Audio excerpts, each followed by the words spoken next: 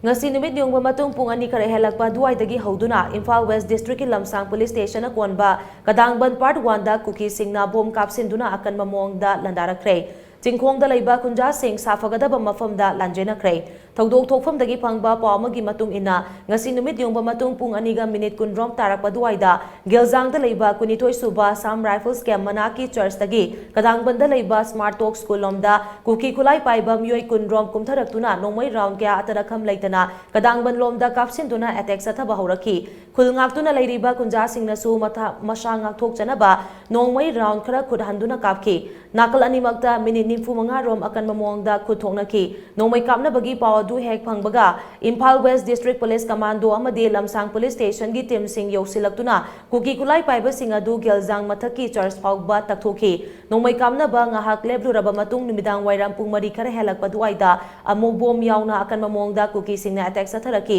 maduda security force nasu kuki sing changsilaktana ba nongmai round kya Gilzang tamna kapki nakalamaromda manaba pungphamda ke songnung kuki khullomdagi su phayeng maning chinglomda nongmai round kya kapsilaktuna attack satharakre hairi ngasi thokiba nongmai kapna bagi thodok aduda mi paiduna lanjen lakhiba kunja amana tom tv da hai matam khara tumina leiramlaga ngasi ikhang khangaudana kuki singna Kadangbanda nongmai kapsilakpa sina kunja sing yumda leiba kiduna lanjenare pikliba angang singsu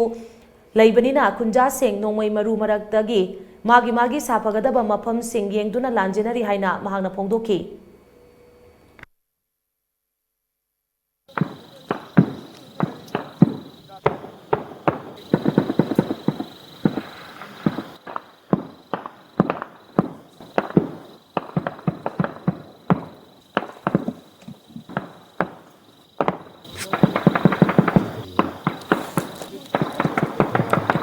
Hangai tu minat mulai ramai ko khangau dana masih ke karangan pawan sida ko kuki milten jingnan nungi